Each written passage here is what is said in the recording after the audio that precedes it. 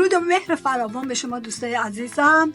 میخوام امروز راجع به سفرهای کوله پشتیمون باهاتون صحبت بکنم. البته تغییراتی که در این سفرها که از طریق پرواز و زمینی و دریایی ما میخوایم انجام بدیم، کلی قانون و قوانین گذاشته شده که اونا رو میخوام با شما در میون بذارم و براتون بگم که سفر کردن هم آنچنان که فکر میکنید این روزها راحت نیست.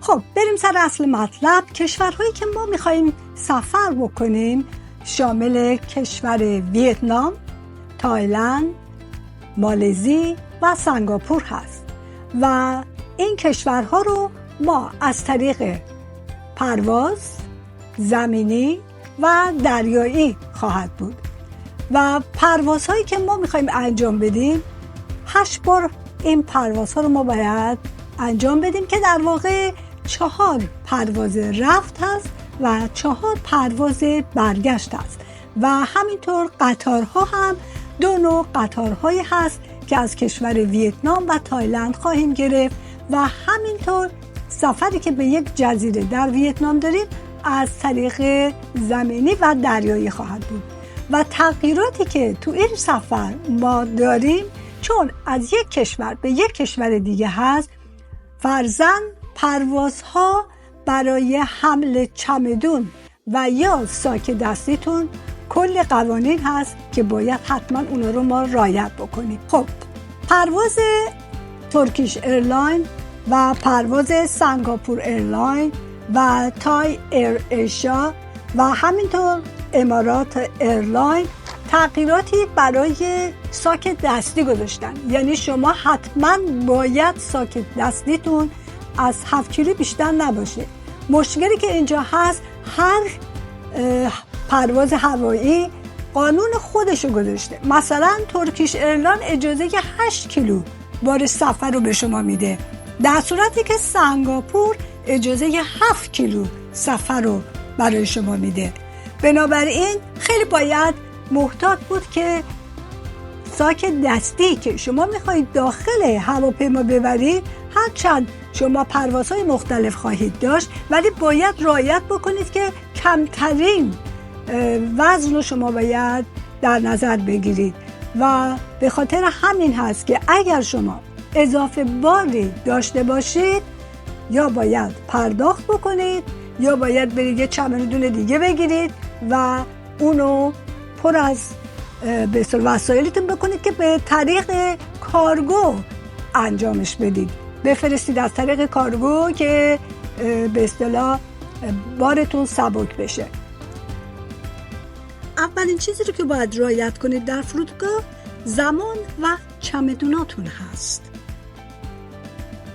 چمدون‌ها و ساک دستیتون و یا کوله پشتیتون باید حتما به اندازه دقیق برای پروازها باشه که مهماندار بتونه اون ساک دستی رو جاسازی بکنه و همینطور خود مسافر باید بتونه چمدوناش به اندازه‌ای باید قانونی باشه که بتونن بالای سرشون جابجا بکنن.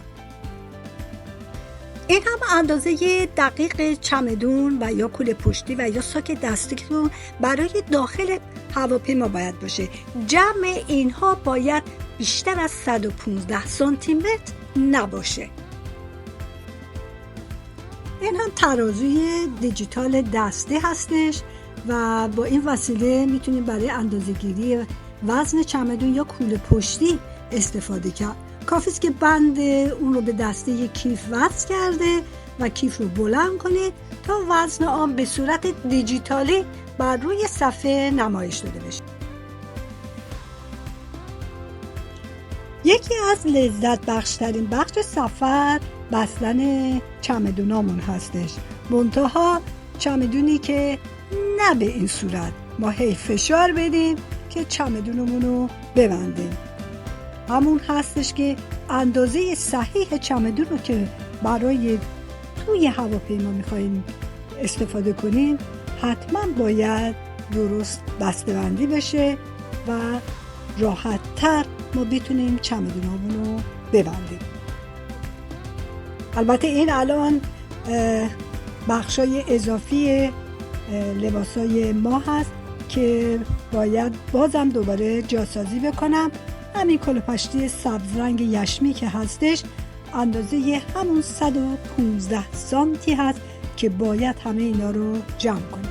البته این طریقی هست که لباسا رو لوله‌ای میکنید و به صورت فشرده کنار هم میذارید و راحت درشو میبندید. هوش مصنوعی در معرفی پروازهای مختلف خیلی مفید بود، ولی از نظر قیمت نه، چون به وبسایت هر پروازی باید میرفتیم و چک میکردیم. در ضمن قیمت پروازها ما رو بسیار سورپرایز کرد.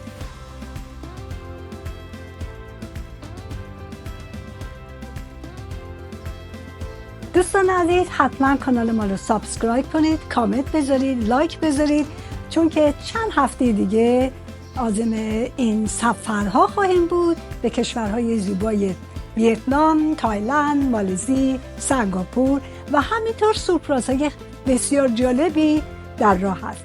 حتما فراموش نکنید سابسکرایب، لایک و کامنت. ممنونم که با ما تا اینجا همراه بودید. بقیه داستان رو با هم بشنویم.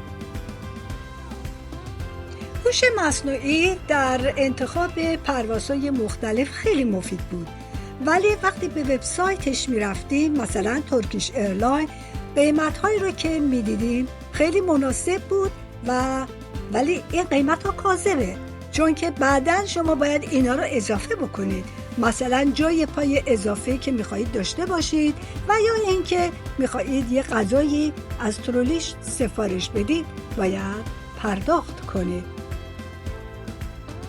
و با اضافه کردن این چنین نکاتی باعث میشه که بلیت پرواز شما همونی نباشه که در وبسایت در وهله اول دیدید.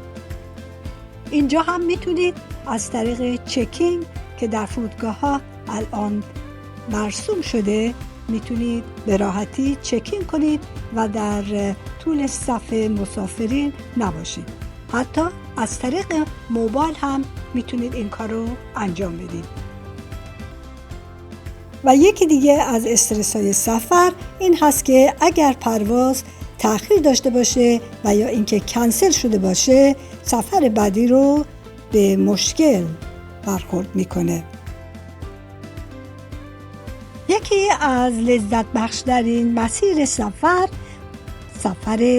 دریایی هست که با قایق میتونید سفر بکنید. البته در سفر ما از کشور ویتنام به یکی از زیباترین جزیره های این کشور که با همین قایق هایی که در مسیر ویتنام و این جزیره هست خواهیم گذشت. حتما با ما همراه باشید که این جزیره یکی از زیباترین جزیره های ویتنام است که بهترین و بکرترین طبیعت رو شما میتونید در این جزیره ببینید. حتما با ما همراه باشید. مسیر زمینی ما از کشور مالزی به سنگاپور با اتوبوس‌های مسافربری خواهد بود و سفر با قطار در کشور ویتنام هم خیلی جالب خواهد بود.